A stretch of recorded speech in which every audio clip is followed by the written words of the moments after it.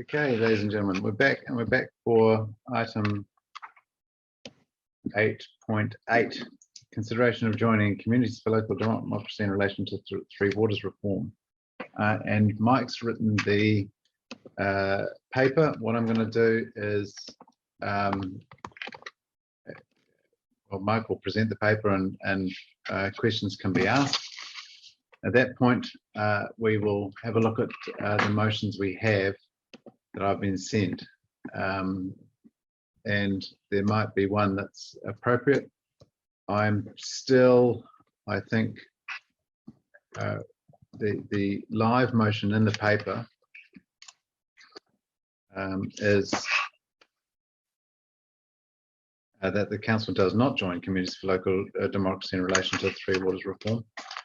I still believe the right process is for that either to lapse or to be voted on, and then we'd move directly from there to considering other motions if it loses, which that's in your hands. But my preference would be to let it lapse, but we will see how we go when we get there. The advantage of letting it lapse is it potentially opens up a motion I've received from Councillor Craig, which might need a little bit of retooling, but also somewhat reflects what we've heard from Ross Fallon from Grey Power today as well, and also from David, who might be able to expand on what he told us at the workshop this morning. So over to you, Mike.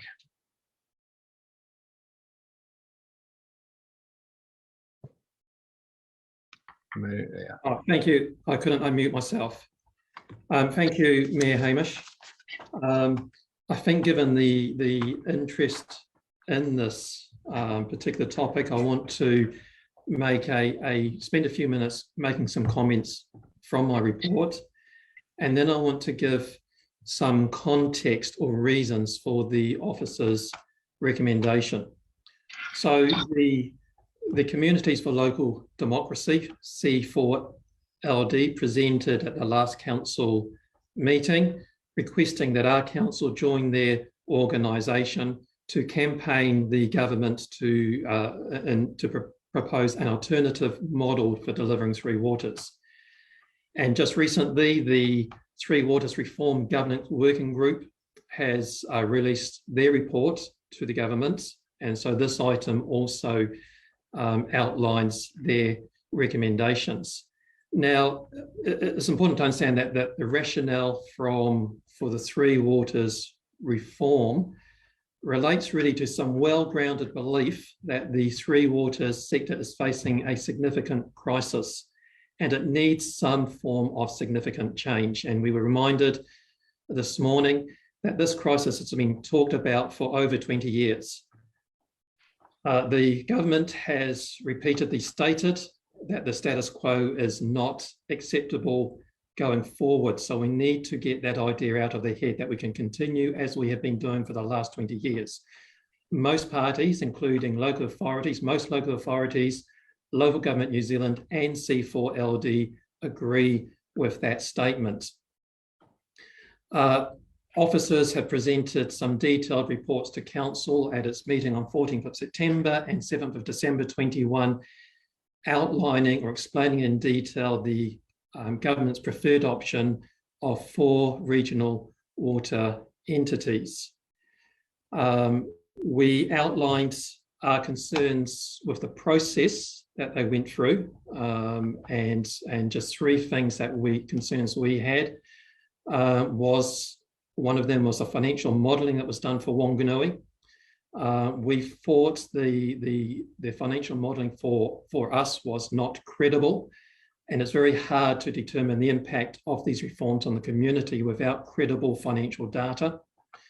On top of that, we were being asked to consider the impact of the reforms on the Whanganui community while we're missing some fairly key significant information, such as what the new Three Water regulations would be, and most importantly, what the new economic regulator would look like.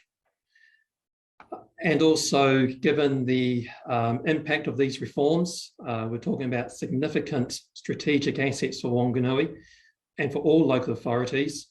We were not given the opportunity to properly consult with our community. The timelines for this reform is these 4 regional entities being operational by July 24. Just make a point that given the amount of work that still needs to be done, that time frame is looking very, very tight. So the C4LD's main concerns, I think for the public, it's important to understand this. Their concerns that the policy process from the government was flawed. The government should have said, this is the problem, this is the outcomes we want to achieve, and let's start talking about some solutions to solve those issues. There was with these mega entities, there's this concept that the local voice will be lost. There's the concern that we're giving significant amount of assets or transferring significant amount of assets to these water entities without appropriate compensation, and also concern around potential future privatisation of the water assets. In their objectives, they state that it's not enough to say that there's a problem, but you have to provide a workable alternative model to the government's proposed model. And so when officers were reviewing the information provided by C4LD, including the Castellio reports, we were asking the question, are these alternative proposed models workable? Are they credible? Do they provide the answers or a credible alternative to the government's solution? So the 2 alternatives that they are proposing, basically, the first one is that assets remain with council, but we have a beefed up enforcement agency. And I think importantly for councils to understand is there'd be a national assistance fund. In other words, there'd be cross-subsidisation between councils. You need to keep view of that point. The second one is council-owned regional model, basically a CCO model within the region. For us, that might mean going towards Palmerston, might mean going towards New Plymouth, or so on. So from the information that was provided, it's very difficult to do an in-depth analysis. We saw in the information provided significant gaps, and I don't believe those gaps were appropriately addressed this morning. One of the key issues is how this regional model achieves balance sheet separation. And that's not balance sheet separation according to accounting standards, but according to credit rating agency Standard & Poor's. Now that's important because the closer these entities are to councils, then the less borrowing capacity they will have. The further these entities are from council's influence, the greater borrowing capacity they will have. We do not believe a regional model would achieve balance sheet separation, given the feedback the Standard & Poor's gave to the working group.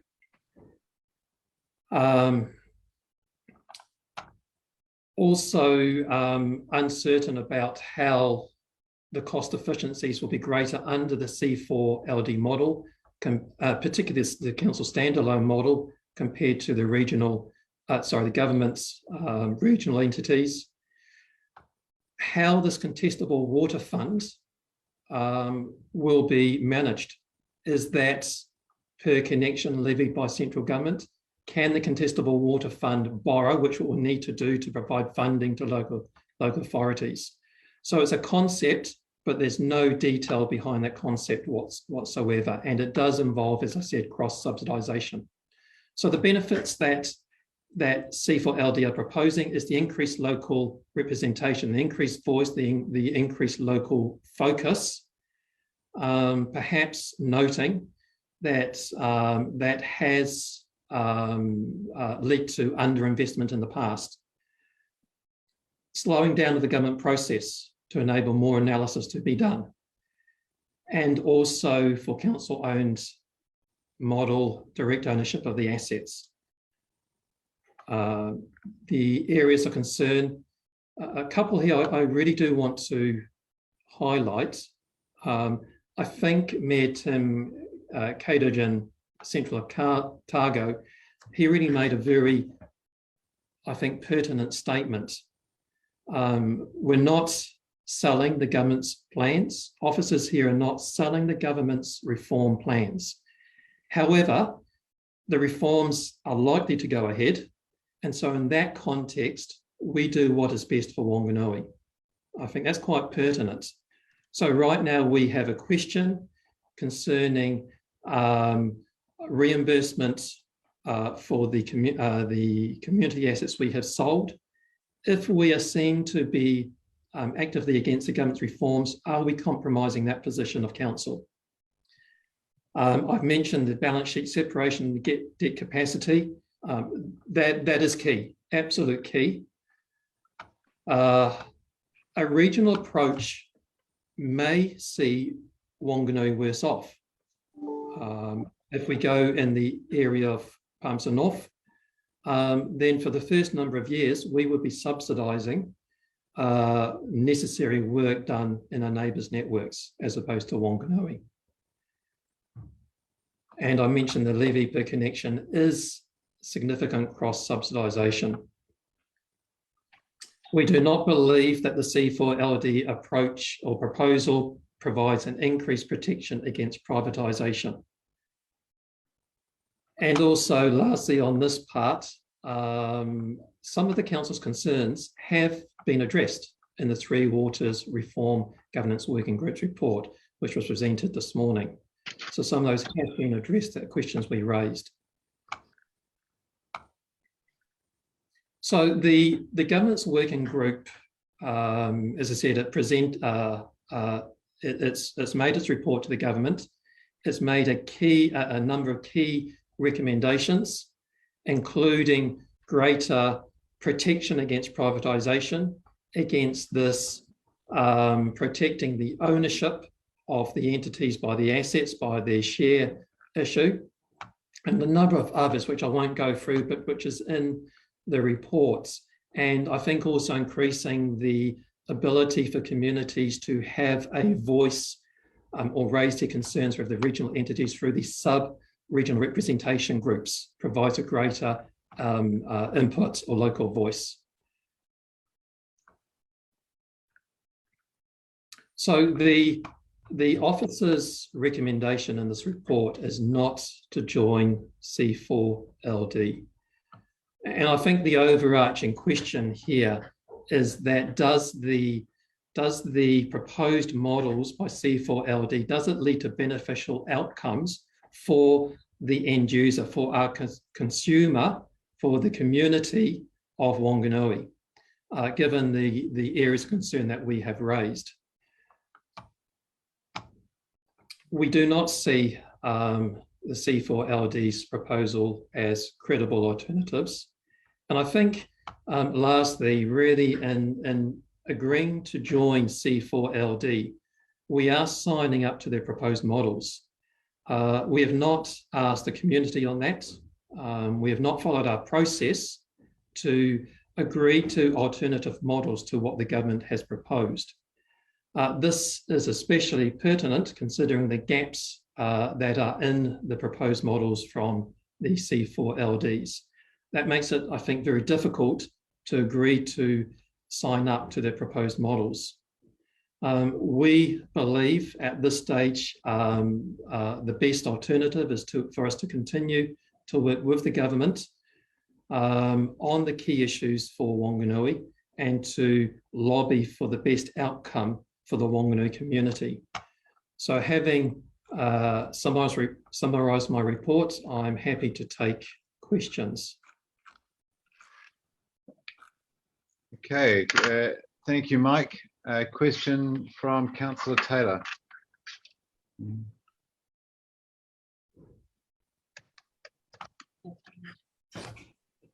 Okay.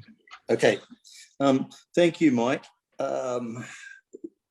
This is about three waters, and I would ask you, which of the three waters do you consider that it's most important for Whanganui as a district to have addressed? Good question. I come from a funding perspective, and as opposed to a service delivery, I'm struggling to see why in the one would be more important than another right now. I know stormwater we're saying possibly should be out, but considering that's important for climate change, I wouldn't want to defer that either. And from a funding perspective, I would like to see the stormwater within the Three Waters reform. Further to that, then, do you believe that the government's model adequately addresses in a timely fashion our stormwater concerns? There's still a working group, I understand, working on the stormwater. They've still got to report back to government, if I understand correctly. So I think we probably need to wait for that report to come back, because I know with stormwater there are concerns, and I would think they're particularly concerns for Whanganui as well, considering we are discharging stormwater to a river which has its own unique status. Thanks, Mike. Councillor Joblin.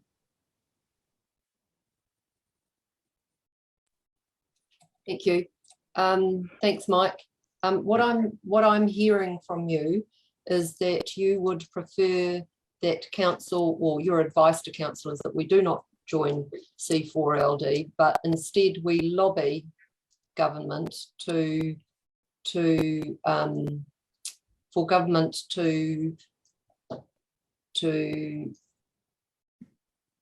maximise the benefits for the Whanganui population, including the recommendations of what's in the working group report. Is that correct? Number one.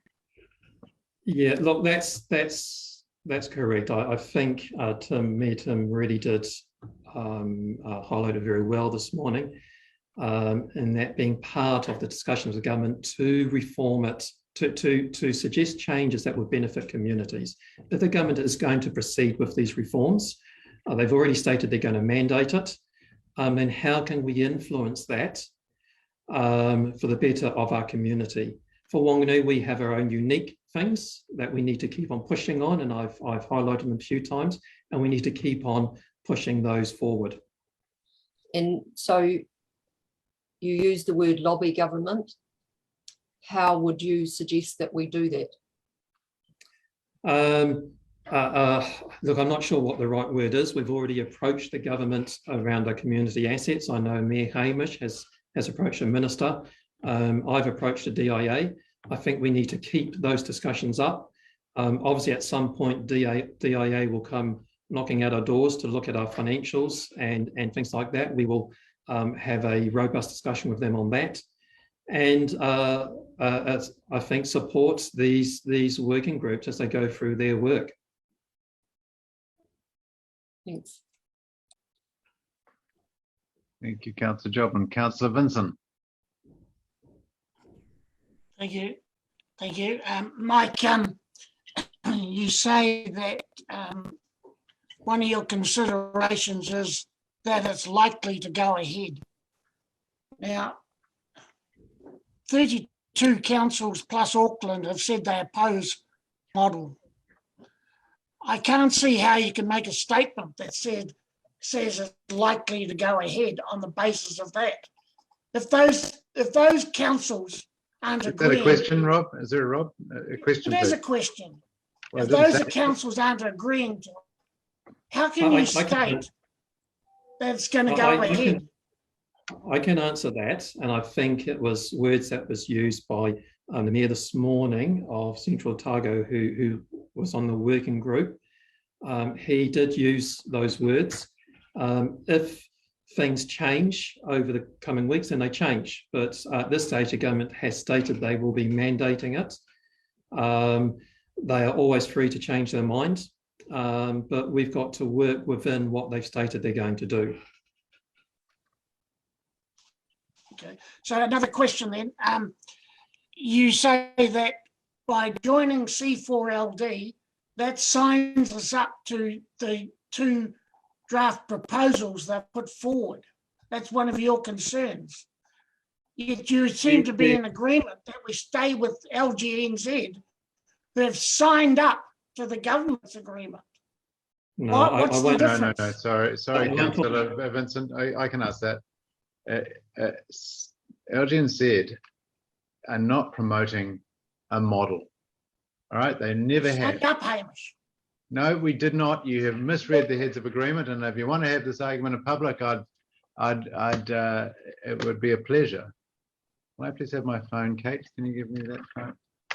Because the heads of agreement says, and I'll read it all for everybody here to be able to listen and understand it. The key bit, and I know Charlie focused on this before, LGNZ commits to supporting the case for change, blah, blah, blah. And it says, if after the end of the period referred to in clause 3.2b, which was the 2 months that Mr. Firma mentioned before, the government decides to adopt an all-in legislative approach to the Three Waters reform, then LGNZ agrees that it will accept such a decision on the basis to mandate that all-in participation of local authorities is needed to realise the national interest benefits of the reform. Such acceptance does not imply that LGNZ supports such an approach. LGNZ will not actively oppose such approach, and LGNZ may publicly express its disappointment that the government has considered it necessary to adopt such approach. The approach is not the model. It can't possibly be the model. The model hadn't even been released at that point of signing. It is the mandation of what was to follow that is the issue. So LGNZ does not have a position, does not have a preferred, in fact, in this heads of agreement, we have articulated very clearly that each individual council has its right to make its own decision. Thank you, Rob. Anything to say? Or you can apologise. It's up to you.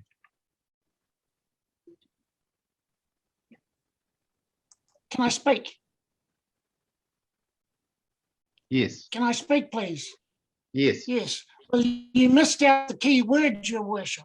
You missed out where you said that LGNZ agrees that will accept up such a decision. What you didn't say was that LGN will not actively oppose such an approach. I said that. That's the key word. Not actively You didn't oppose. mention that. I did. I said it actually. So No, you again, didn't. sorry, I'm not going to have a he said, she said. Watch the recording after this. You'll see it, and at that point, I'll accept your apology. So, next question, Councillor Young. Yes, can you hear me, Hamish? Just, Yep, you're online. Mike, just one question. Has the government just announced the minister announced in the last week that they're going to review the aspects regarding the Scottish report regarding financing and that, so that they're going to make a more a complete review of it, and because I think you have said that you've got some concerns about the level for Whanganui. So am I right when I ask that question? I haven't heard that announcement, but I certainly welcome the review of the way they have allocated the macro number, the 185 billion, down to local authorities, including Whanganui. I welcome that review. Yes, no, it's just a comment that I picked up last week or the week before or somewhere, and it seemed to be that was going to be a major step that they were going to make. Thank you, Michael. Councillor Craig. Thank you, Councillor Young. Councillor Craig. Thank you very much. Mike, I am a bit confused and not quite sure where we're going to go on this, because I've got some very clear views, and I understand that the staff are operating within and giving advice within the parameters that you have to operate within, which is, you've got a government, they've said this is going to happen. But to me, it's really clear that the government's model does not deliver for New Zealanders. And so I can't support it. Now, the only options for me would be to say publicly, I don't support this. And I guess if all of our council said we don't support the government proposed model, then we should be able to do that. I presume we could do that. Yeah, look, I just make a point there, Councillor Helen. This item is not saying we support local government. The resolution here is that we do not join C4LD. So a whole focus when we myself and the team around me were working through this item, the idea we had was the C4LD, that's come to it with an objective mind and without predetermined, are they proposing a credible alternative model, considering they've had quite some time to come up with one.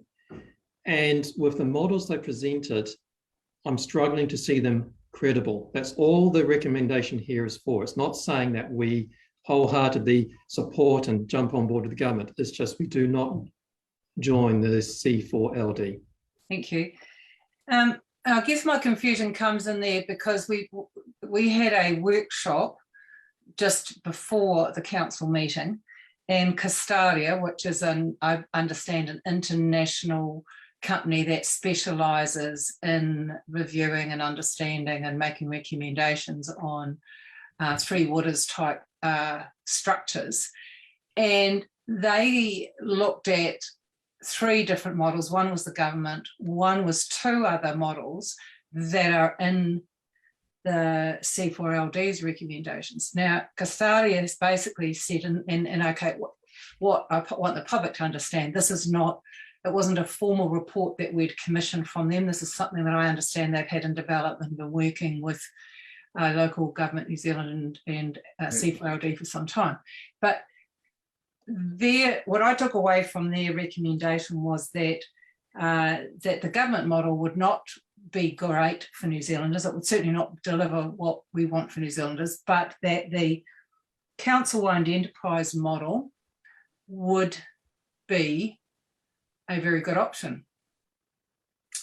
Just don't forget those two models were also reviewed by the governance working group. And Mayor Tim commented on that this morning, that they rejected them because they saw them as unworkable. Mm. Councillor Craig, can you just hang on there? I'm going to vacate the chair. I'll still be chairing. But David Langford wants to speak, and I just think it's appropriate that our new CEO has a say on this. We'll just have no, that would be appreciated. The more information we get, the better. Kia ora.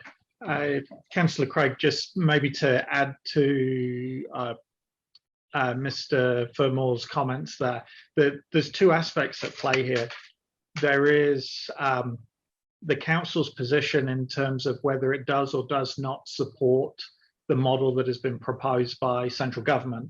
And clearly I can already tell that the position is that you don't. You have some concerns, and those concerns by and large are well reflected across all local authorities across the country. The second aspect of it is then, if you don't support what central government has proposed, how do you influence the outcome to get a better outcome?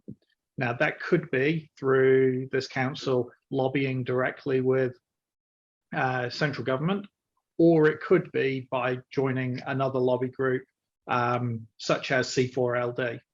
So it's important to probably compartmentalize those two aspects. Do you support the government's model? If not, then what is the most effective way to influence some change to that model and get a better outcome for Whanganui, as Mr. Fermore has already outlined? The challenge with joining C4LD is that they are more than just saying no to the central government's model.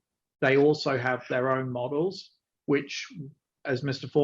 Fermore has outlined, officers have some concerns. The information isn't all there to make for this council to make a good full decision on whether to support those particular models. As I mentioned earlier on as well, we've heard from the deputation earlier on at the beginning of this meeting. We haven't yet engaged with our community to understand whether they would support those models and what kind of lobbying they would like this council to do towards central government to influence the outcome of these reforms processes. So hopefully that helps explain and also puts a little bit of context around the officer's recommendation as well. Thank you, and it does help. For me, you know, and I think for all councillors, if we said, okay, you know, we could have one motion that said, we do not support the government's proposed model. I mean, that would be one just discreet and we're making a protest. That's one option. We could go a step further and then it would be saying, well, what are we going to do anything proactive and that more proactive? And that could be that we investigate further what would be the right model. But of course, is that a right model for us? Is that a right model for the whole country? And there's got to be a big price tag attached to it. This is a whole of country reform. So it's a lot easier to then say, well, let's join an existing lobby group that I'm taking more as a big protest movement than necessarily trying to get down into the nuts and bolts of solving this massive issue, which the government's got lots of money to throw at it and C4LD doesn't necessarily have. And so I'm trying to juggle what is the best move forward for us. And I want to see, personally, I want to send a very clear message to the government. And what does it say?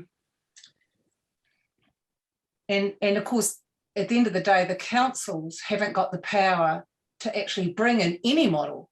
It's always going to be central government. So we could have a change of government in another year, almost 2 years, who have already indicated that if it was a change of government, that they would not support the current proposal by this government. So I'm sort of thinking, how important is it that the C4LD model hasn't answered all the questions at this point when I'm trying to send that protest vote? I think it does have some importance if joining C4LD is also seen as a implied support for their model, because as a council you haven't done your due diligence to make a decision to support their models. I would support your two-stage approach of a resolution stating the council's concerns and opposition to the model that has been proposed by central government, and then a second stage that says that the council will continue to lobby for change. That may well in time, if C4LD answer the questions and our community tells us that they support the alternative model. Is there any benefit in us asking for a fuller report and investigation by staff, council officers, into the C4LD modelling options? Is that going to get us a different perspective from officers than they currently hold? Potentially, yes, it could, depending on whether C4LD and Custodia are able to provide the information and fill the gaps. It also gives you the opportunity to speak to the community and test their views and preferences before you make a decision. It doesn't also stop you in the meantime voicing your opposition to the government's model, and it also doesn't stop you doing your own lobbying in the interim whilst you work on that other piece of work with C4LD. Okay, so we potentially could put 3 motions on the table today. One would be we voice our opposition to the government proposed model, that we ask for further in-depth review of the C4LD models, and 3, that council goes out and consults with its community. I would include any consultation if it's necessary as part of the C4LD one. Your third part could be that in the meantime, the council continues to lobby central government to effect change to the proposal. I'll vacate. And when do you see the community consultation bit coming in?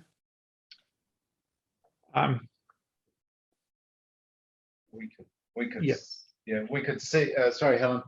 We could seek or do some community engagement, as Ross Fallon from Greyfell suggested, over the next month. Absolutely. Yeah. Okay, thank you. I don't know what that would look like. Officers would have to come back for us. Yeah, we would need some time to work up a plan for what any kind of community engagement would look like.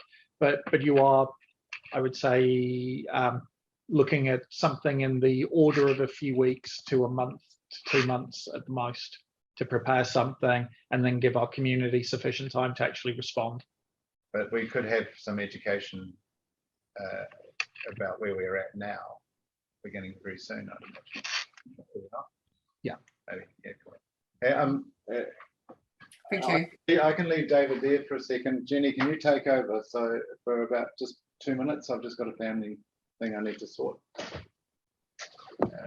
Thank you, Jenny. You're on unmute now. Definitely. Okay, over to you, Pete Oscom.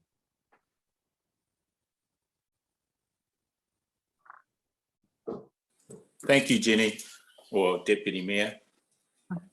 I'm not quite sure how, because Helen has already asked the pertinent questions, but I would like to, I can frame it in a question, but more a comment. My understanding is that we are not voting for one model or the other. What we want is influence on the government. Both should be listened to, and we need both for the government to listen to both. I don't think, personally, joining up will add any weight for our local government thing. So I would, if I had a vote, I would vote against it or joining, so that the government would listen to both. I think have enough consensus and people to influence the government, and I think we should be influencing the government the way Mike has said, through lobbying, through our local government membership. If that makes any sense. None at all.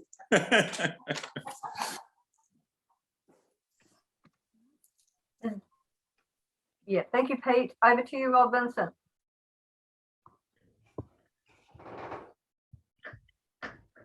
Am I unmuted? Yes. Yes, Mike, you talked about the proposed models from C4LD, and we put that alongside the proposed model from the government. One is mandatory, and the other two aren't mandatory, as I see it. Is that not how you see it? No, the first model was a standalone entity. In other words, the assets remain with councils who continue to do the work, but there's rigorous enforcement agency, but there's also cross-subsidisation across councils. So because we don't need to do significant upgrades on a network, then we would be levied and those funds would be distributed to other councils for them to do their upgrades. That's a standalone model. The regional model, I think, as the Mayor Tim said this morning, there would be I think Castelli may have said, there would be an opportunity for councils to, within a time frame, to form a regional model, and if they can't achieve that, then it would be mandated by government. Does that answer your question? No. Well, that's not the way I didn't see it as mandatory at all. I said that eventually government may advise to amalgamate with neighbours. No. I don't believe that the intention is to make that mandatory. Well, a regional model approach, if that's what is in the end approved by central government, then that would be I suggest a mandation. So if Whanganui, for example, decided to go alone, they would then be forced to amalgamate with other within a region. All right, Councillor Baker-Hogan. Yeah.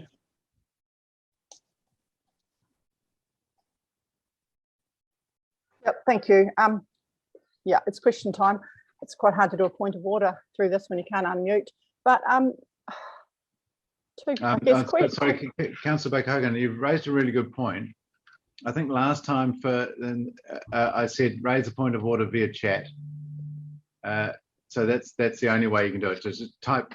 There'll be a lag, so it's not great, but that's how we do it.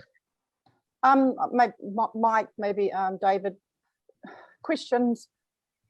Have you got has this council, even if I personally thought some community consultation and looking at all these models again was pertinent, have we got the resource to do this? What's it going to cost to do this? I guess from finance perspective, we have a work program that we're working to. We'd have to rejuggle stuff. The information is simply not there in the Castilia's information and C4LD's information. We would be required to ask them questions, and they'd have to come back to us with the answers to those questions.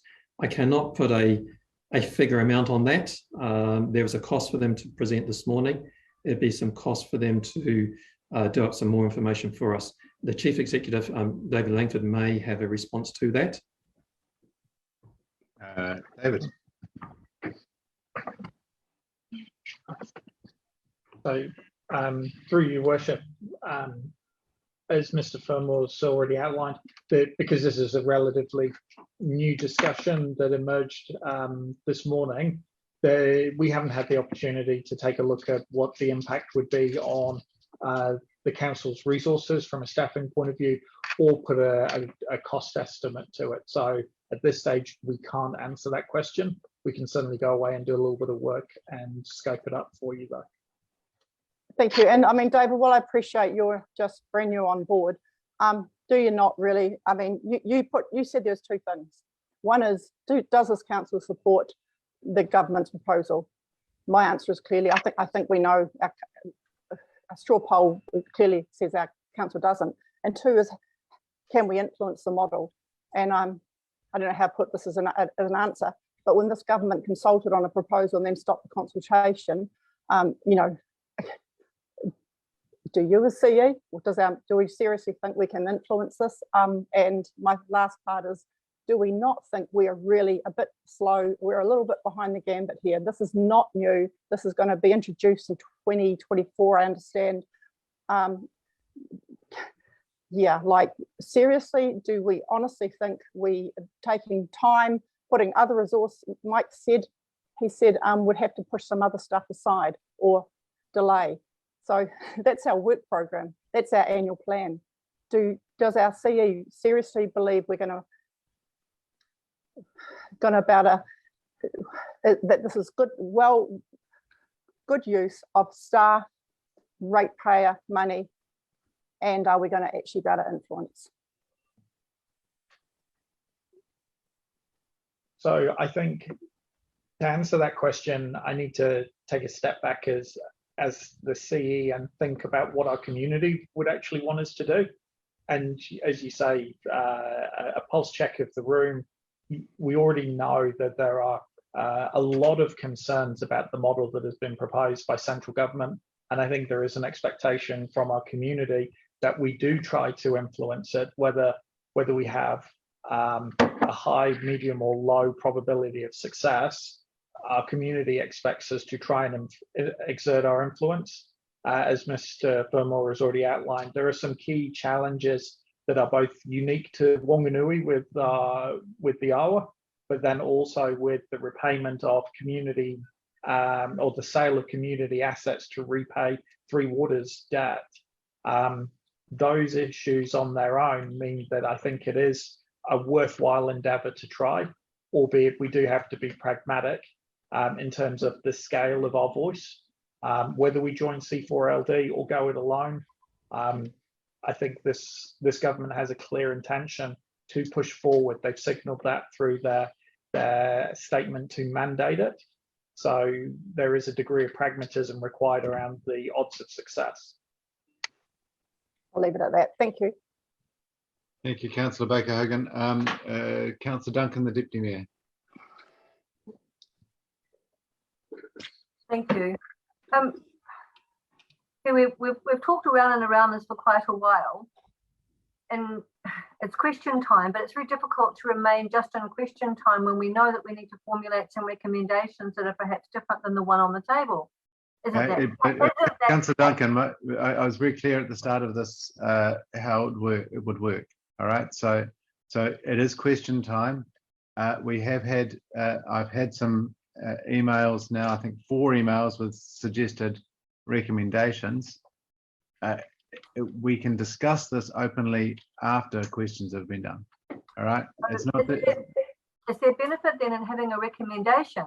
Because for our community, they may well be expecting us to make a decision today that tells them whether or not we support the government's position. At the moment, we don't have anything official on that. So is it worthwhile having an initial recommendation that says, even though it's self-evident, but having it on the books that this council does not support the government, the current government? As I said earlier, absolutely. I think no matter what the officer's recommendation is about C4LD, I will absolutely entertain an email that's come through from Councillor Craig about not supporting the government's position. Okay, so that would absolutely be part of discussions. Happy to have that. Okay, so you've already received that recommendation, is that correct? I've already that motion. Yes, I have. Yeah. Okay. There well, are a few others, but I will. But you know, I'd be very happy to second that. And the second part is, okay, so that we've been able to send a message to our community that we don't support it, because that's what they've been missing. That's what they want to hear. Yeah. Then what do we do next? Because we've got those maybe 3 options. It may well be to just support the working group, to join C4, or to just keep our own council. But we need some direction on the best way to go here. So, I appreciate the resource element of what David suggested earlier on. But we need to do something more than just allow, in my view, just allow the working group to continue on, bearing in mind we've had very little success up till now in achieving any influence over the government's decisions. So I'm questioning whether or not we also employ the other recommendations that Councillor Helen put through earlier today to you around taking some other steps as well. Yeah, so we'll discuss that. So again, it's questions. So Councillor Barron.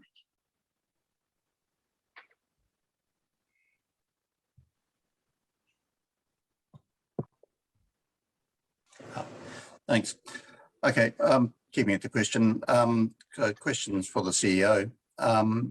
The C4LD sketched out plans were characterised as incomplete to make a decision on. Do you regard the information that we got at the point of being asked to consider Three Waters as being in any way complete or fulsome? So through you, Worship, my understanding was there was a legal opinion given to the local government sector at the time that local authorities were given the 2-month period to provide feedback, and that advice very clearly stated that there was not enough information to consult and make a decision, nor was there a need to at the time, because councils weren't making a decision whether to sign up or not. But no, to answer your question, there isn't really sufficient information to make a clear and clean decision by this council whether to support any particular model at this stage. Yeah, including the government model. Yeah, including the government's. Yeah. Absolutely. And we still have not had a response from DIA about our particular questions. It's the questions we raised in October. I mean, I'm not here to sell, to quote Mayor Tim Cadogan, I'm not here to sell the government's reform package. Councillor Reid.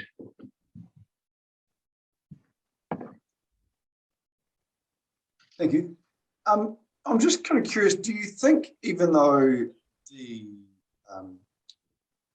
Communities for Local Democracy, well, the proposal might not be ideal and we haven't really had a great amount of time to look through that, do you think it's still worth giving them a bit of support? I guess the thought for me is that, you know, one large voice probably has a bit more weight than a whole lot of little ones. And I think, you know, there's not much chance the government's going to listen to us anyway. But if we join this kind of group that together, it might carry a bit more weight. I think, Councillor Reid, there, before the officer's answer, David was said something just before the meeting that was pertinent. There are two things here. First, joining Communities for Local Democracy, that's one. But a second part of that, and attached by its kidneys, is, do we support either of the models? Either of the models. I mean, not just not one model, those being two. And that's a much harder, you know, joining Communities for Local Democracy is not that hard. It's costing what, $15,000 of ratepayers' money, which will all go to a media consultant or to Alexander Yule, which is the consultants who are pushing this. I'll just say here that Yule is Lawrence Yule, who was the mayor of Hastings at the time of the Havelock North Campylobacter outbreak where 4 people died. So I'm just saying that's just a little irony. But so that's the risk. There's not much risk from joining Communities for Local Democracy, right? Maybe a bit of reputational risk, nothing major. The other aspect is to hitch our horse up to one of either two models that we have not got enough information about. There's a different risk there, because none of us here can say we have had enough information to do that. Sadly, they're linked. If there is a way around it, I mean, we could have a motion, join C4LD contingent on blah, blah, blah. But yeah, I guess the way I see it is that they're just trying to do something. They haven't had much time, but they realise they need to put forth an alternate proposal that probably they'd be flexible on and haven't really worked through that thoroughly. And we don't really have too much choice. It's either go alone or actually join a group. Well, look, there is the fact that we're not alone. LGNZ managed to delay the introduction of legislation in December and introduce the working parties. There were no working parties in December until LGNZ got involved. So, so we're by no means alone in the world at the moment. But Communities for Local Democracy might add something. I don't know. I don't want to express an opinion at the moment on them. But they haven't got the ear of government. They were meant to have a meeting on March the 16th and didn't happen. And pushed off into April or May. Thank you. Councillor Vincent. Yeah, Your Worship, you just made some comments about Lawrence Yule. Yes. And that the $15,000 was most likely to go to media consultants. Yep. So I'd like to ask you a question. As the Vice President of LGNZ, yep, the LGNZ accepted 2.9 million from the government to promote the government's reforms. Now, if you're going to level accusations at Mr. Yule, I'm not leveling can you explain accusations. I'm sure he'd accept the facts. The 2.9 was to pay, as far as I know, was to pay for essentially the rollout of the 2 months of of pre-engagement in September and October. Right, that's what we were doing. And Do you remember? No, yeah, totally. But do you remember that we had a workshop? You might remember this. We had a workshop, I think it was in October. You'll remember that, I'm sure. No, maybe late September. And LGNZ had somebody presenting to us. That's what it was for individualized consultation or discussion with each council. And you'll remember at the end of it, it was not saying, this is absolutely fantastic, you should go for it. It was saying, these are some of the questions you should ask. So you can take a little bumper sticker and try and make an issue of it, or you can understand that this was a pragmatic partnership and none of us raised any issues when we had that workshop in September. No one on screen. So next questions. We're all out of questions, so I'd like to go to a very simple thing, and that's the motions. We have a officer's recommendation. Do you want me to share the screen? Not yet. So we've got the officer's recommendation, which is in the agenda, and that's that council does not join Communities for Local Democracy in relation to Three Waters reform. I'm going to take that later, but we have to take it, and because I don't want to actually ask for a mover or seconder, because I think it will get moved and seconded, and we'd have to debate it without context. So I want to next turn to the email I've been sent from Councillor Helen.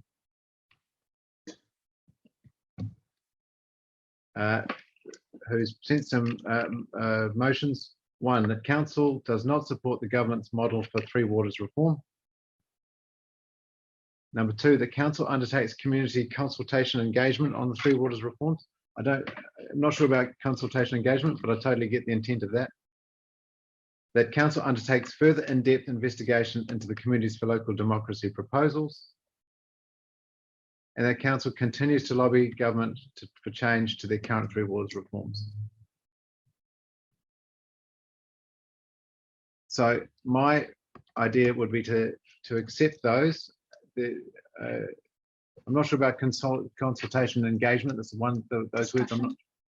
Community discussion. Yeah, David. So if I can make a suggestion, it would be to combine 2 and 3 together, because we need to be clear about what it is we're going to consult or engage our community on, and it has to be something that relates to decisions by this council. So something along the lines of council undertakes further investigation into the Communities for Local Government, Local Democracy proposals and other forms of lobbying central government, and that could include consulting with the community on how best to achieve change to the proposal. So my idea would be that I first of all thank you, Councillor Craig. I think that's excellent work to come up with cogent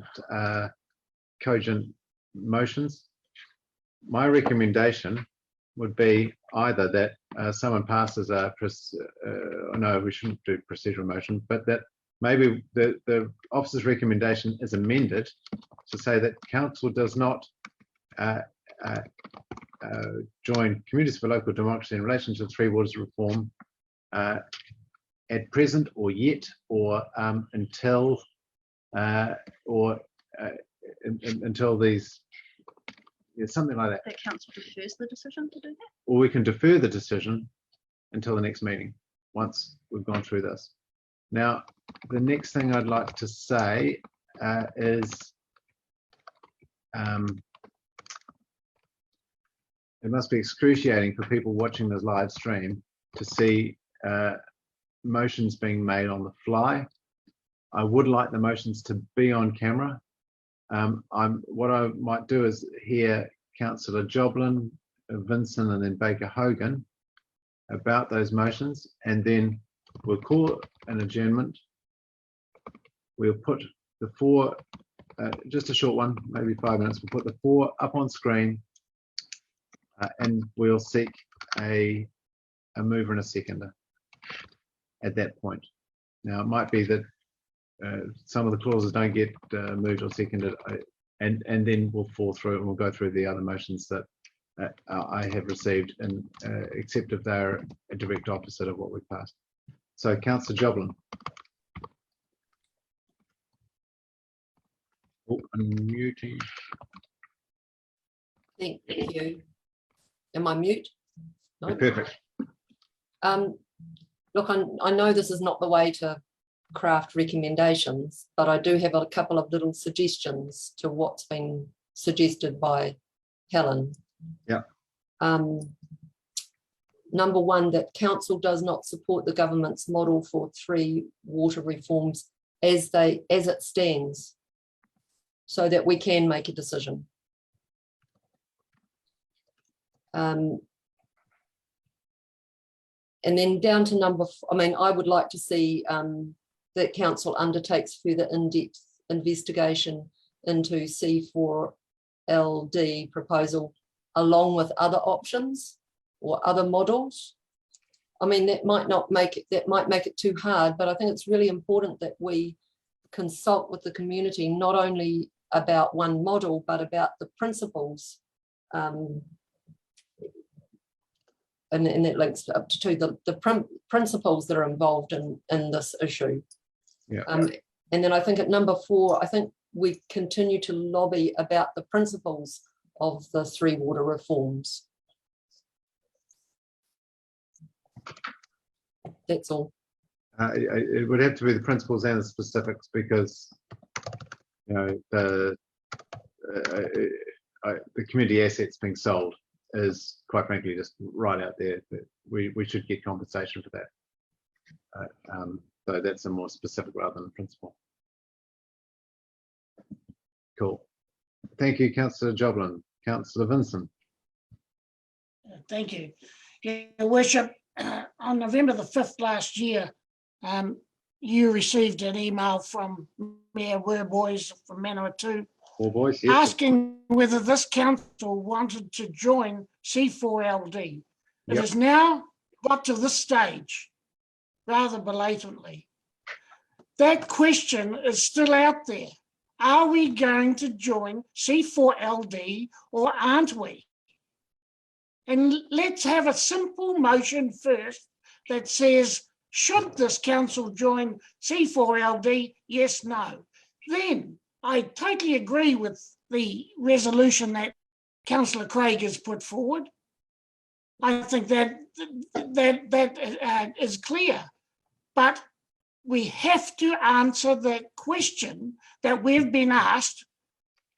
Are we going to join C4LD alongside 32 other councils in New Zealand? Please let us vote on that.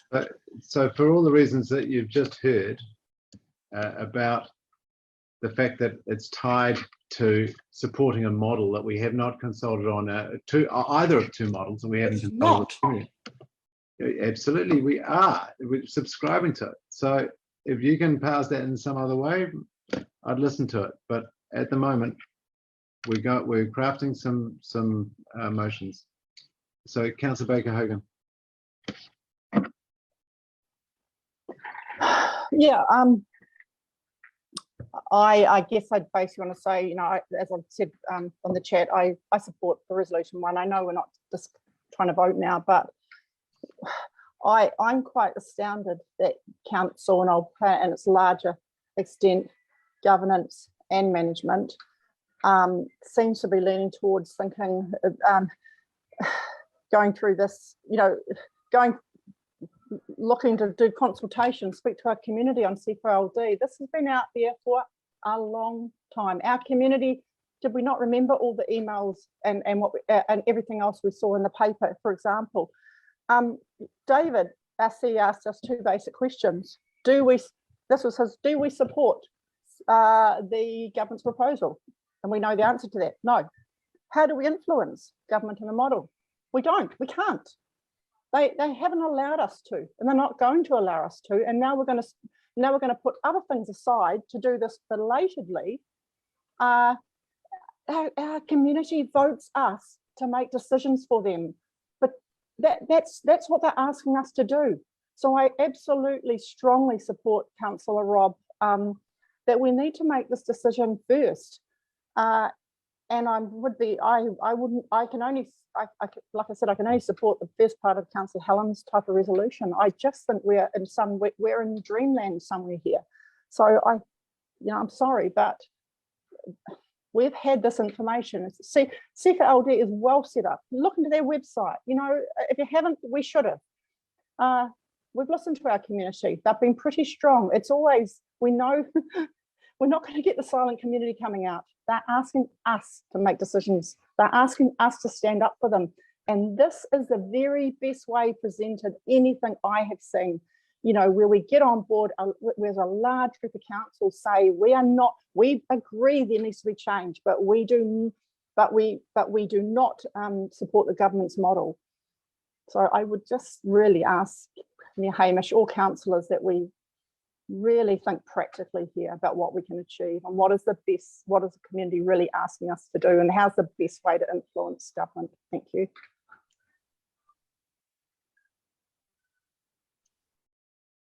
Charlie. Am I unmuted? Yep. You're all good. Yeah, thank you. I agree with Rob and Councillor Philippa, although I also agree with Helen's recommendations. But as far as going to public consultation again, unless it's a legal requirement, I mean, they'll be done to death with it. They'll be sick to hearing of public consultation, and we don't necessarily listen to what they say anyway. They've made it quite clear they don't want us to be part of this. So I think you can modify Helen's. Councillor Anderson, I think I hear you. I think it's partly that we're trying to do something in response to what Ross Fallon was saying about what does it look from Grey Power. What does it look like next?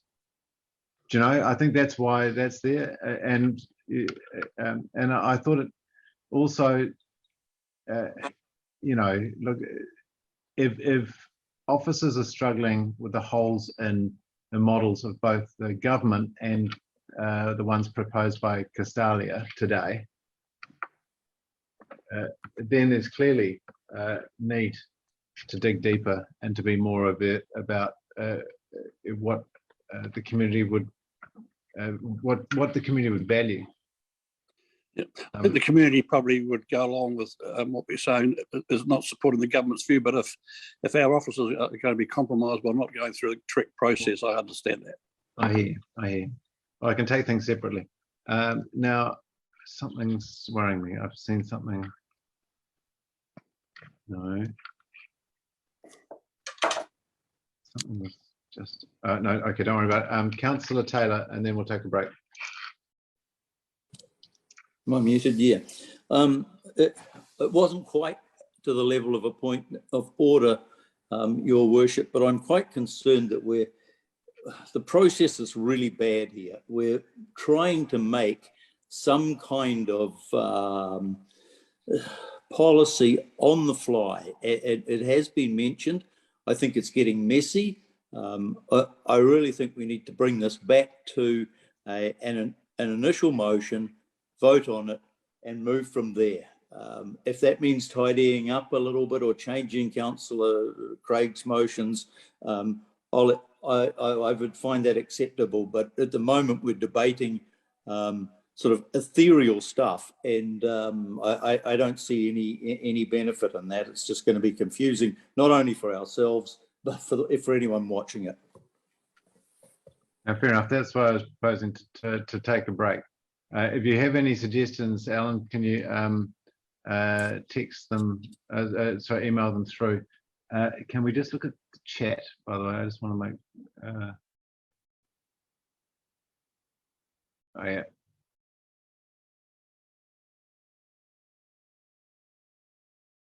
Yeah, I would say, Councillor Baker Hogan, you wait before you express your support for resolutions or not until you've heard debate, but that's just me. Can I ask one last thing? There are, look, let's take a 5-minute break. we'll come back with some resolutions. I hope they will be sequential, so that one would lead to the next.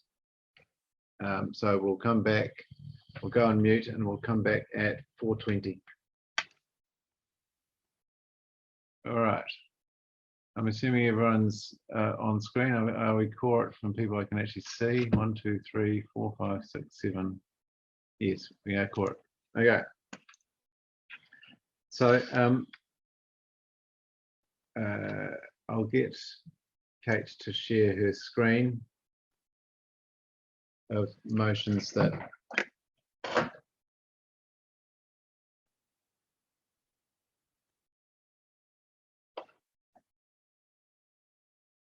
motions that I've essentially taken from Councillor Craig's. Mr. Langford has mashed two of them together. So the first is an amendment to the officer's recommendation. The second is as written by Councillor Craig. The third is a mashup of your number 2 and 3. Yes, Councillor Vincent, we stopped your video. We can turn it back on, but we stopped it when we paused because it was being live streamed. Whatever happened behind you once you left your desk. So if the first one fails, then the number 2 and 3 can still be decided. And yeah, so that's where we've got to. So if you can just take that down, I'll give everybody another 20 seconds, and then we'll take it down, and I'll see, and I'll be seeking a mover in a second.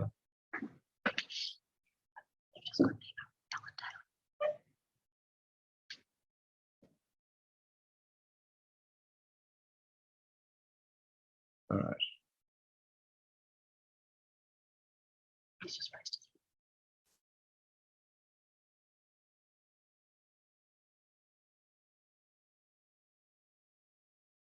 Okay, so can we see, Councillor Taylor, you've got your hand up.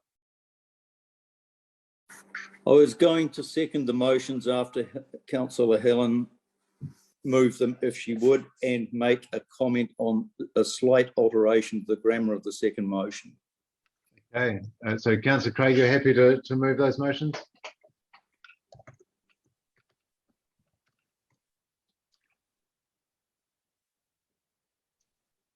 Somebody needs to unmute me. There we go. Yeah. Look, I guess so. I'm a bit uncomfortable with number 1, to be honest, simply because it's almost like it seems to me like a double negative. It's probably not that, but you know, it's a bit clumsy and awkward, and I actually don't know if we need it. You're either joining or not joining. Do you need to say we're not going to join at this time? Well, that is true. I actually don't know if you need it. So, I mean, I'd rather vote on the other 2 things first and then listen to people's arguments about whether or not they want to join or not join. I think that would be my preference, have the second 2 first and then have a motion at the end of it that said, but that said, actually, let's join it, and then people can vote yes or no. Yeah, that's right. But look, I don't know. It's very hard. And I don't like to go against officers' recommendations. I think you do that at your peril. So look, let's leave them as they are, as recommended, and we'll see how it goes. And Councillor Taylor, what was your grammatical? I don't have it in front of me, but the second one should read in its current form rather than in their current form. Yeah, indeed. Thank you, Councillor Taylor. So it's moved and seconded. All 3. All 3. So I'm guessing Councillor Duncan, do you want to speak to it, or have you got an amendment? A comment before we go into that, if I may. Yes. I think that the first one should be the last one. I really think that the very first motion should be, we disagree. Well, it's the second motion. I don't have them in front of me. I just think it's more contentious to put that one first. I think they need to follow a pathway, and the pathway is 1, we don't agree with the current proposal. 2, we want to do a bit more work. Therefore, at this time, we would rather not join. You know, I think that's just a better pathway through that rather than starting at the end, because I'm not comfortable with voting for it as the first motion, but I may well be comfortable voting for it as the third motion. I'm happy to make it the third motion. It's really, they're not tied in that order. No, but they have a logical progression. I think that's exactly what I'm trying to avoid by having a adjournment and going through it. So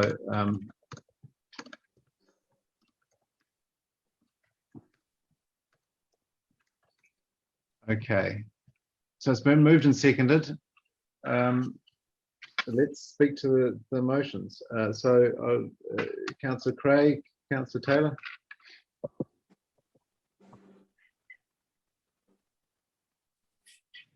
Can we have them up again? Oh yeah, sorry. Is that possible? Yeah, it is. Kate's just sharing it. I'm sorry, this is the awkwardness of virtual meetings. Appreciate that. Is Councillor Craig going to go first, given she moved it? She's welcome to, but I'm happy to take your contribution now. Okay. This is an incredibly important decision. It's part of the most important decision this council's ever made, probably, and we've got to get it right. What worries me about all of the models at this point is that none are satisfactory, and I don't want to get the council locked into something that's supporting one side or another without considerably more understanding of the whole thing. And unfortunately, government has been very lax in providing material that allows us to fully discover and understand what we're buying into with its model. And C4LD clearly have some issues that have been exposed this morning. I worry about the government's model, and this is why I will be voting not to support its model at this moment, at this stage, because it really doesn't address, the whole concept doesn't address the problem we really have, which is local government funding. The same people are still going to be paying for the water, and they're still going to be regarding it as a locally provided service, even if it's an entity provided service, and they will see it as rates. And that is not going to solve anything with respect to how this stuff is really funded. We will still have pressure to keep the prices down and not to invest like we should. I'm concerned that the government's process has been very sloppy. There's been absolutely no strategic thinking through the whole process. There's been a little bit around objectives, and that's it. There's been no solid process. That was clearly identified by Castalia this morning. I'm further concerned that the consultation that's taken place so far around the government's model has been nothing less than appalling, particularly the way in which iwi have been treated. And I know I'm not here to speak for iwi, but I still observed the situation in all of the workshops that I've been to, where they've been essentially blown off by DIA. And it seems that now they're not getting any better deal. I don't know about that particularly, but that's my feeling. What I do know is that I'm not happy with where the working group's gone. They've simply added, for an entity like ourselves, yet another tier of governance, and splitting the regional groups up into 4 different entities within themselves. And so I'm merely concerned that, in spite of what Tim Cadogan said this morning, that we're late in the piece at getting this stuff sorted. The way we're going to have a bit of a, if you like, a half-assed piece of legislation come through that's going to require years and years of bills bringing amendments forward, trying to sort out problems that should have been done at the beginning. And that is why I will continue to support I will support these motions and continue to look for ways to lobby for a better solution than either what the government has provided and perhaps what C4LD has provided, but we'll see about that in the long run. So perhaps that's about all I want to say at this stage in supporting the motions. Thank you. Thank you, Councillor Taylor. Councillor Barron.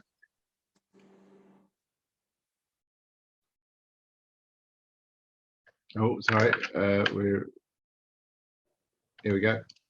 You're on, James. Oh, okay, good. And up that lower hand. Look, I'll be frank about it. I'm opposed to Three Waters. Reasons number 1, 2, and 3 is Te Awa Tupua. We're only just beginning to see the benefits from that, the benefits of cooperation and that are flowing from that. Next is pipes in the ground. Whanganui compares very well with other regions for the pipes in the ground, particularly when we look at the number of pipes exposed to climate change, as we saw in the recent Horizons report. Next is our strategic advantage. We have got good water. We pull it out of the ground at Kaiwi and we use a fraction of the available supply. We're not having to have dams, etc., for water number 1, as most councils are. Number 2, next one is we've got a deep water outfalls. These outfalls are critical for the disposal of the well-treated at this point end product of our sewage treatment, and they're going to be key when it comes to dealing with stormwater as well, which can, in the long run, not be discharged to the Awa, I believe. Only then do we actually get to our new sewage treatment plant, which is probably the top thing that I hear people mentioning. So it's way down my list. I'd like to correct people on that. And it's the bad faith that the government's shown, and opt-in became opt-out and became a mandate. We laboured on the questions and the belief that we had a choice, and we've found out that that choice was made even prior to that. There's more to that, but I'll leave it at that. Overwhelmingly, these entities will result in Whanganui losing our competitive advantage. Competitive advantage given us by Awa, given us by the water coming through Kaiwi, given us by the investment we have actually made, or prior councils have made, in our water treatment. C4LD have put up alternatives. Are they complete? Certainly not. Was the government's proposal complete? Certainly not. Are they credible? I believe so. Do they have a chance of making a positive difference to improving this very flawed approach to a nationally necessity of reform? I believe they do. Is that probable that C4LD will succeed in its reforms? Possible. But the final question must be simply, is joining C4LD more likely to be a bet with a chance of payoff, which is in proportion or better than the cost of making that bet? I believe it is. We're talking $15,000 to join. And there may be some more money after that. But in terms of $400 million worth of assets, that is literally not a drop in the bucket. There are risks. We have to be clear about that. It may put us out of offside with parts of the government. But there is also risks in not taking, there's a risk in not taking a risk. And by not taking the risk of joining C4LD, I believe we're actually on balance exposing our community to greater risk. Councillor Craig.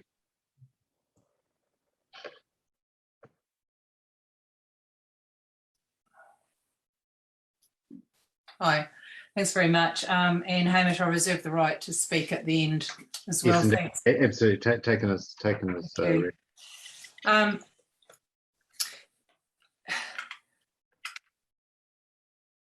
I will be listening to all the arguments today because I really want to join C4LD. I think that here you've got, the biggest reforms proposed in our generation for change to asset management. Biggest assets, probably some of the biggest assets around the country currently owned by ratepayers. And it requires a good measured approach. And whilst they've been talked about for a long time, the actual government's proposals were not put on the table until very, very, very, very recently. And now everybody's trying to scramble to actually look at it and address what's been proposed. And it's really great to see a group who have putting a lot of extra time and effort in of their own time, which they'll be getting paid absolutely nothing, to say, hey, government, this is really not good enough, and you've said you want to see alternative proposals. Well, here are some alternative proposals. And Castalia, who are seem to have a high reputation in this area, have reviewed them, and they've been scathing about the government proposal. And they've provided some information on these alternatives, a couple of alternatives that the group C4LD are supporting. So I still don't know how I'm going to vote on the very final recommendation here, and I am listening. But, you know, you can't, I've learned one thing: you do not ignore officer recommendations lightly. And you have to really understand why they're making those recommendations, and we have to understand the ramifications of agreeing or not agreeing. And some of our officers said, look, you know, it's not the end of the world. This is not the end of the world if we join C4LD. It's probably not a very good process, and we don't necessarily their proposed plans are not necessarily going to be the best that we could be supporting. So I'm listening, you know, there's a word of caution there. Can I also just say that I'm really concerned that our workshops on this issue are not held in the public view, and I think they should be, for the very simple reason is that A, we've got nothing to hide. These are not our reforms, they're government reforms. Secondly, our public have as much right and need to know about what the government is proposing as we do. And there's certainly nothing that is private or sacrosanct that we would hear that they wouldn't hear. And the more information we can give them, the better, in my view. So it'd be really nice to think that officers really think about that in future Zooms that we might hold. Sorry, Councillor Craig, just to interrupt here. This workshop this morning was recorded and will be online. Excellent, really great to hear that. Excellent. So, I mean, I'd be quite keen just to financially support C4LD anyway. I do think the protest vote is very important though, so I'm very happy with that part of their new recommendations. That even standing alone needs to be said. Asking our community for feedback again and trying to inform them as much as we can again on the issues is really important. Whilst this has been in the public domain for a while, I don't think we did ask them for feedback when we were asking questions to the government when the proposals first came out. That was just before Christmas. You know, we have not actually formally consulted with them, and we need to get out there again and say, this is as much information as we've got. This is what we're thinking. What are you thinking? That can only be a good thing. Getting more information as much as we can on what's proposed by C4LD, I think is really important on the Castalian models. And then what really gets me is, I mean, what is the right model? Well, God help, we're not going to come up with that answer. And actually, I don't expect C4LD to come up with that answer. But it's good to be able to put some teeth into, let's challenge the government's proposal again around what their current model is. And if there are certain objections to some other models that have been looked at, you know, can we solve those? And that's that rigour that I think the C4LD helps to provide, even though our officers have said we've got concerns about those models in terms of it doesn't necessarily answer all the issues. So it is a bit of a conundrum for us to sit here and say, well, what is the right model? And asking a lobby group like C4LD to come up with the right model. I think it's a big ask, but to me, it's all about setting a clear message to the government and corralling the horses, if you like, to have the most influence. So that's sort of me from this outset. I think we're moving in the right direction. I just don't want to come back to the officer's recommendation. They're saying, hold the horses, let's do some more work And then, you know, if we still want to, if we want to join C4LD and that stacks up, then we can go. So let's see what other people have to say. And none of this needs to stop. You know, this is not drop dead today. I think we can have future discussions, and I think we shouldn't get too tied up in that. This is a big, big issue, and let's just keep going through the process. Thanks, guys. Thank you, Councillor Craig. You were flying very close to 5 minutes, and then I remembered you moved it, so you were miles away from the 5 minutes from your time limit. So 10 minutes is mover. Councillor Baker-Hogan.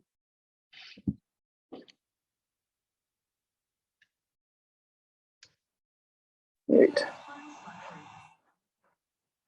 Yep, you're live. Sorry, thank you. There is a chance. I was just going to change devices, but I might be okay for a few minutes because of battery life.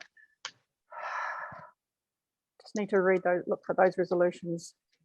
So look, I'm 3 or 4 key points for me. Thank you to all the other speakers, but I'd like us particularly, not too often, Councillor James Barrow and I agree, but I'd like us to, I think he's a very wise man today. We know he's a smart man, so, you know, think really clearly here, people, when you vote.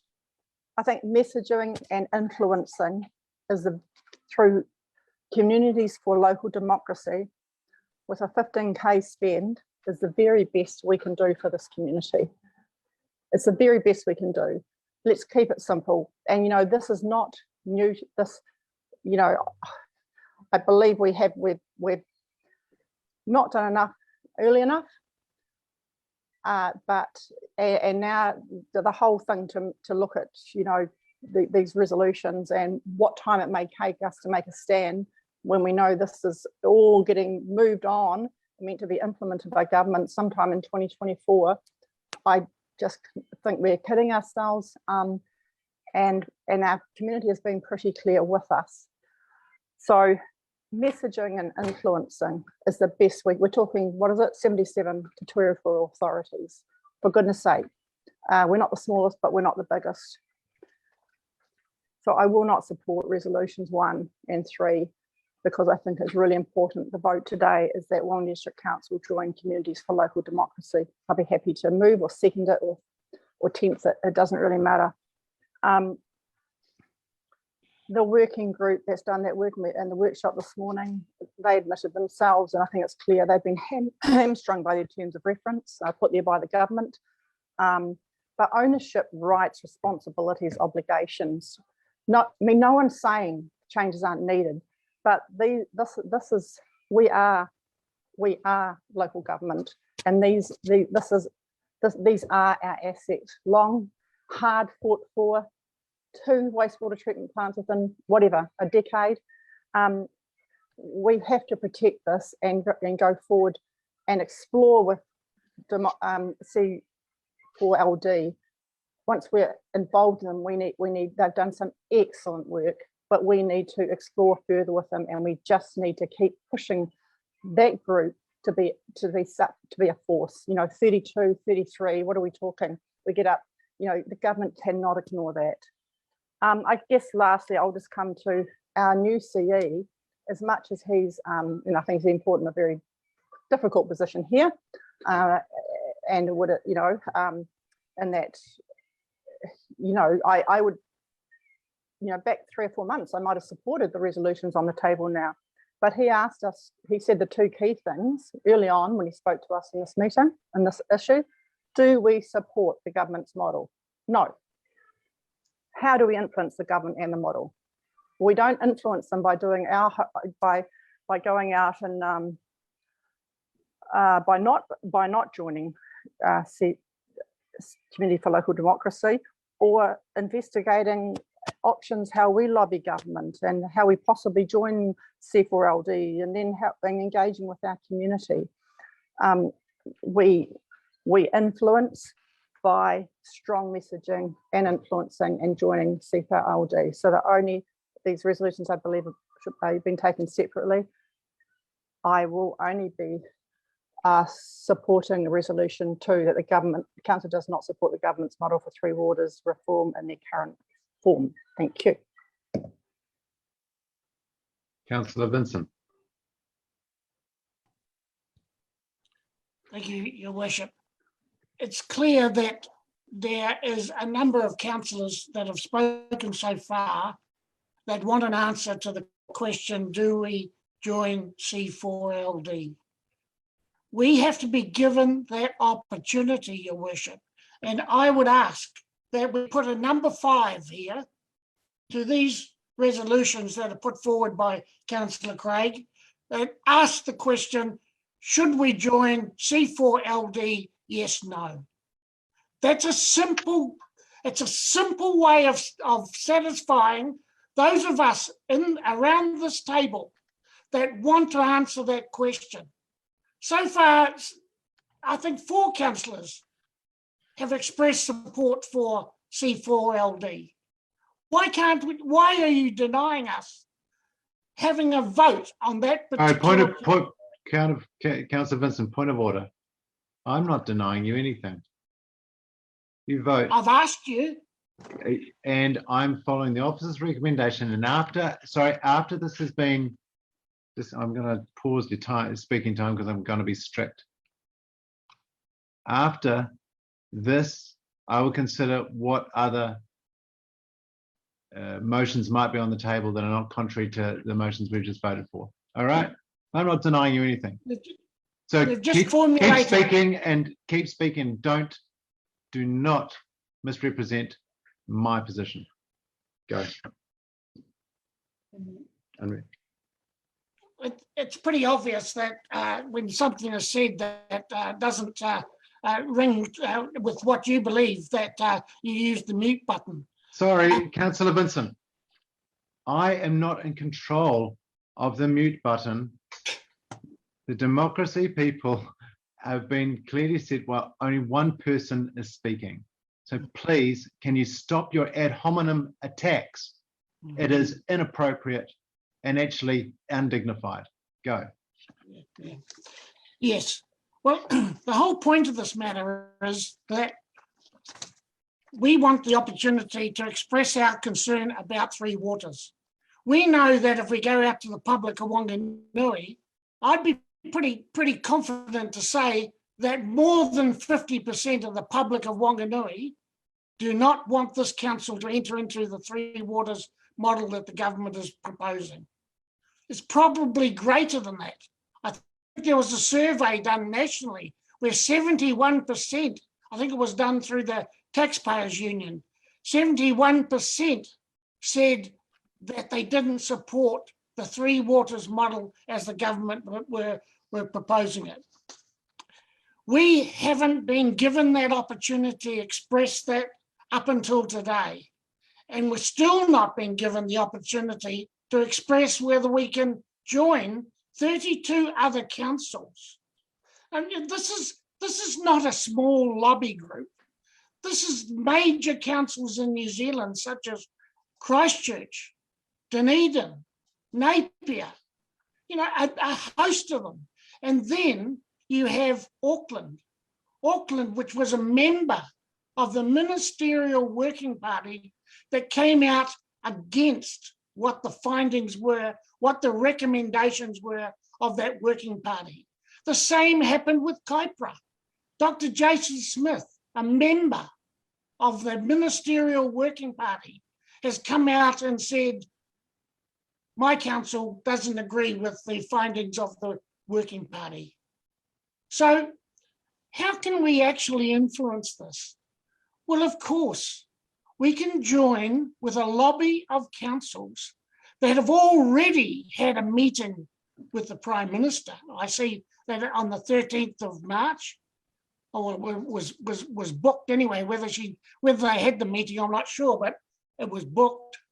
They are getting to the right people in government to be able to make a decision.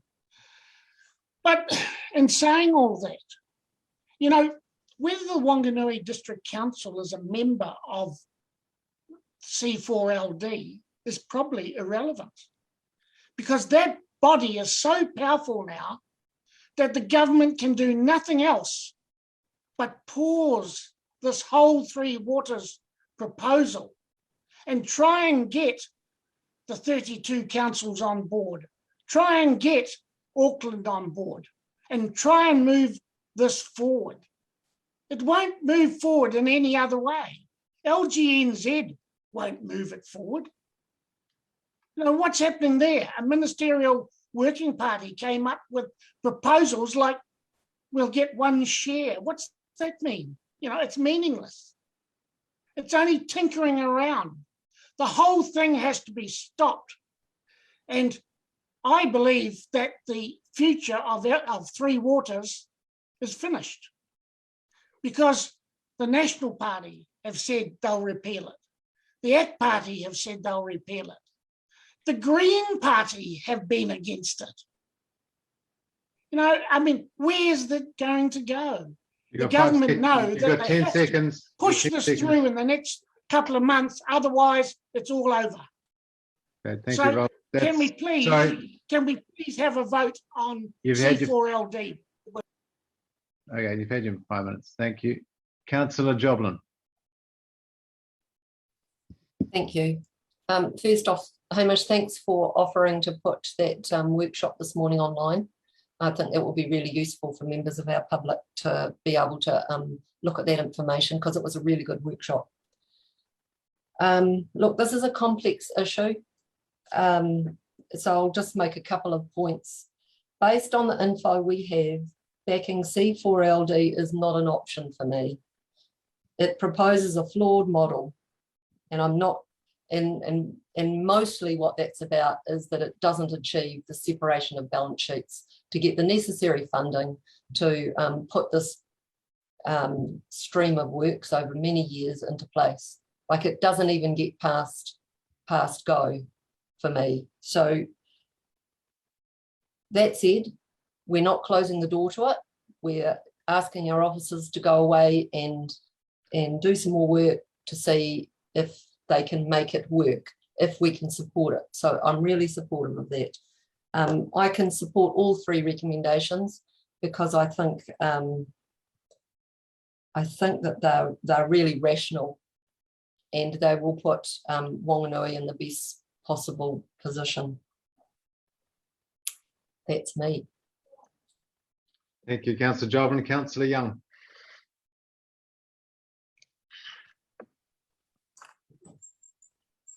Thank you, Hamish. Just the point I think we should all remember that no one has said that change isn't required. And I think we should keep that in the back of the mind. So something is going to happen. The bit that I'm a bit really concerned about is because I think that the government proposal, as far as from an engineering perspective and a water management perspective, has some real merit. But I think the bit that I'm concerned about, if we keep objecting, I don't think we're ever going to get a proposal that suits 67 councils. And I think the sooner that we realise that, then the sooner that the debate will stop. Because just thinking that somewhere along the way, we may get everything we want, but I guarantee there will be 60 of the 67 councils who don't agree with it.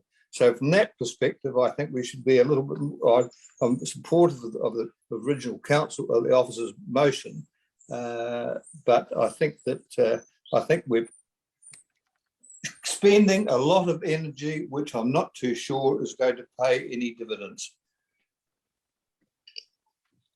Thank you, Councillor Young. Councillor Anderson. On the table today, if they fail, what happens next?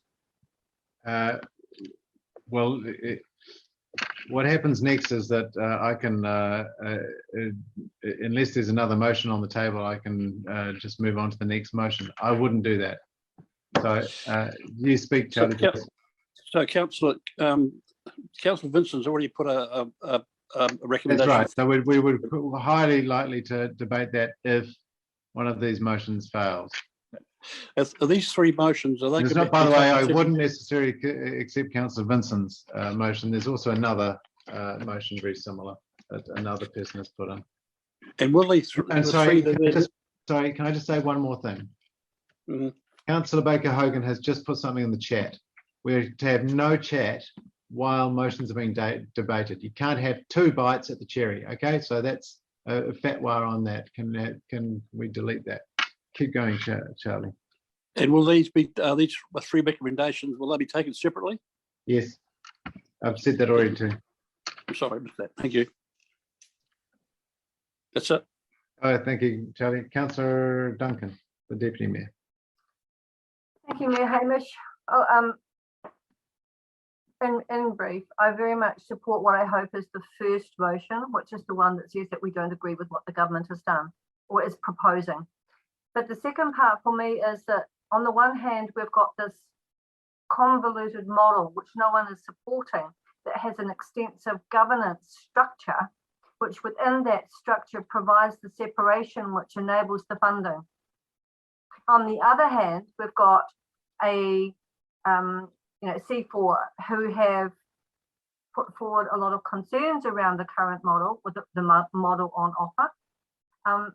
But rather than just being negative and provide criticism, they've also provided some options. And I think that's all they are. They're just options. They're not their final word on the matter. It's not the only thing that perhaps can be talked through. But it does come with what they've put on the table. It does come with that concern around the fact that it may not be acceptable to our funders, future funders. And that's that one rub point for me. So I think we're collectively, as local government and central government, we're a long way from the solution.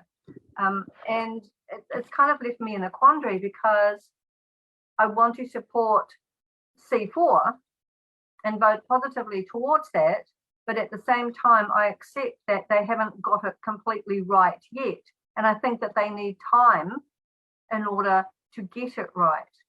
To me, there's just too much division and too much separation of conversation, which is actually not helpful in actually building the best possible outcome. Yeah, so thank you. Thank you, Councillor Duncan, the Deputy Mayor. Helen's reserved her right to speak, but I'll speak briefly. Look, what are our concerns? Some of them, 3 of them, were addressed by the Working Party. Well, I was really pleased to hear a flattened governance model. They took out a couple of layers. Well, that's the suggestion anyway. Whether the government picks that up, I don't know. But I was pleased. I'm also extremely pleased that under their recommendations, if government picks it up, it will make it very hard to privatise, because that's my main. That's something that's anathema to good old-fashioned socialists like me. What wasn't addressed? Will Fordell, if you've got a broken pipe in Fordell, will it get fixed in a prompt fashion? Does anyone know that? Can anyone tell me in any of the models that we've seen today that will happen? Not sure. Te awa tupua. Councillor Barron's dead right. It's a new phase. It means the stormwater will need to be tidied up and a bit quicker than over the next 10, 15, 20, 30 years. The community assets that were sold to lower our debt and the time frame. And quite frankly, it's a ridiculous time frame. I've said it from the moment it was announced. It is, it's around the wrong way. We should be doing Future for Local Government first, then the Resource Management Act next, and then, and only then, after Taumata Arawai, which none of you, that's not being removed. No one is proposing removing Taumata Arawai, the water regulator. They will come and start pinging councils all over the country. No wonder councils are worried about this, because Taumata Arawai will be enforcing with a big stick. I would have let them breathe for 6 years. I would have let them start having an effect on balance sheets, and then you would have get an opt-in for the entire program pretty quickly. That didn't happen. It was, as both Castilia and Tim Cadogan said, a terrible, badly wrought way to roll out a policy. As for those cartoon ads, which were just patronising, they, I think at that point, they'd lost me. one other thing that's really relevant that emerged, and it emerged thanks to Mr. Firma. When he asked the Castilia consultant about cross-subsidization around a regional model, which is their preferred model. Cross-subsidization. When we have an infrastructure hole, a Three Waters hole of $800 million at the nearest city to us. Do Whanganui ratepayers really want to pay for the underinvestment and poor choices that governance has made over in Palmerston North over the last 30 years? The answer is no.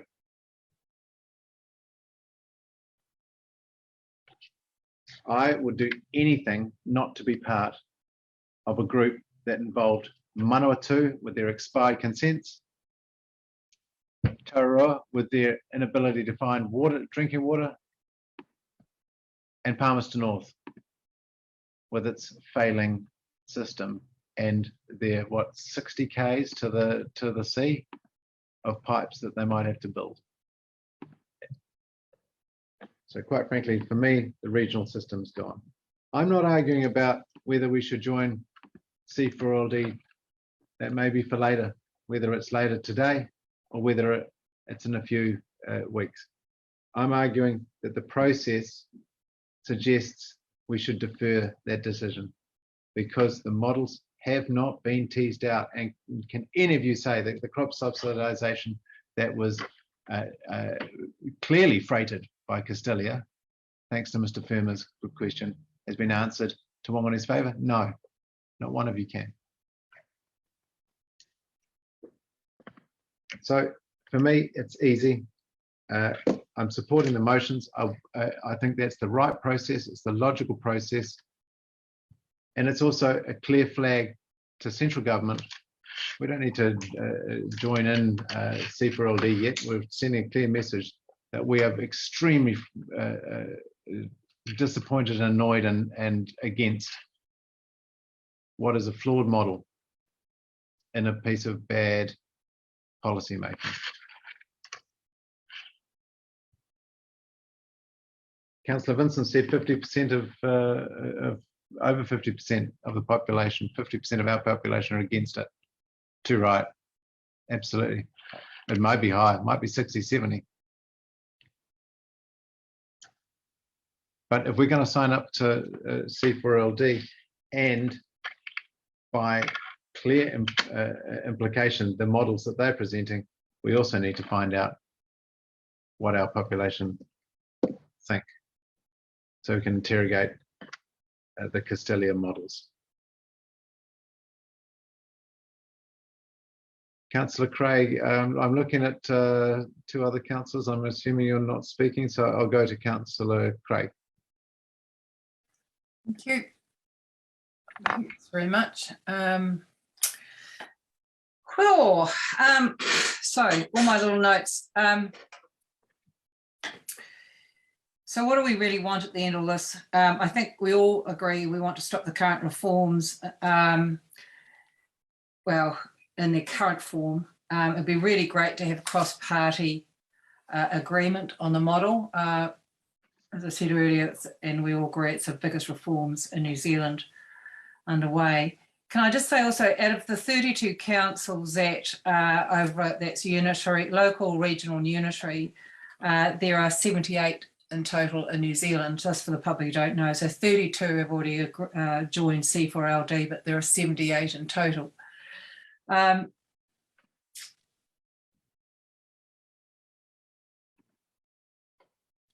C4LD had put forward alternatives because the government said, okay, you don't agree with our model, so what are your alternatives? And so they've had to put a stake in the ground and say, well, these are our alternatives.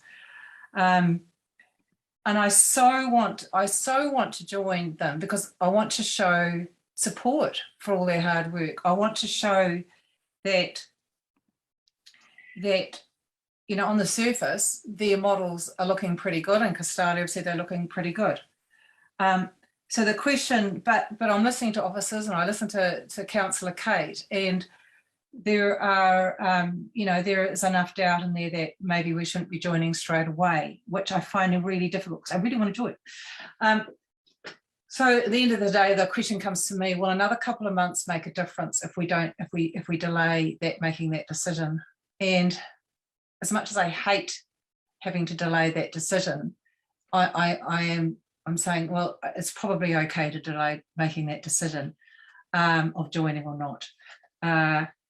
But I don't know how I'll vote at the end of this, because who knows? I might be still swayed because it's that fine. You know, it's like, it's not the end of the world if we join. It's not the end of the world if we don't join. So that's where I'm sitting. That might sound a bit wishy-washy, but I think that's where we're at. Can I just say what the very last thing that worries me is the transition organisation that's supposed to move us from the current models that we have around the country to the new model proposed by the central government. The time frame is getting awfully tight, and I would say we're well past it for really good reform to happen even under the current government model. And that's a massive flag for New Zealand, and the government should delay going forward under the proposed time frame. It is just crazy. So that's enough from me. Thanks very much, everybody, for being along on the journey. And one last thing, Councillor Rob Vinson, you deserve a huge pat on your back, because you have brought this forward and to our attention constantly over the last couple of months. And I'm just swinging on your coattails. You deserve the accolade here and bringing this forward and making sure that we are debating it and continue to looking at it. So thanks very much. Thank you. All right, so we're going to vote. Can I see don't share it, don't share it. Just turn it towards me so I can see it. So that the council does not join Communities for Local Democracy in relation to Three Waters reform at this time. All those in favour? You were going to change the order, Hamish. When I spoke about it, you said you were going to change the order and put that one last. Oh, I thought I had. Sorry, so it doesn't matter. But let's. All right, okay. That council does not support. Sorry, I thought I changed it to that. I didn't get what you were saying. That council does not support the government's model for Three Waters reform in its current form. All those in favour?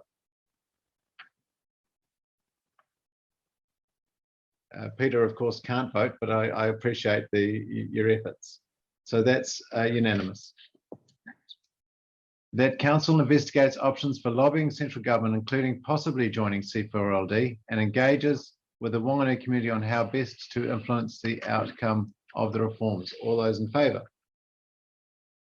So 1, 2, 3. Yeah, well, that's passed. And against? Charlie, Philippa, Graham, and Rob. And lastly, the council does not join Communities for Local Democracy in relation to Three Waters reform at this time. All those in favour? 1, 2, 3, 4. That's passed. Against? Philippa, James, Charlie, and Rob. Okay, thank you, everybody.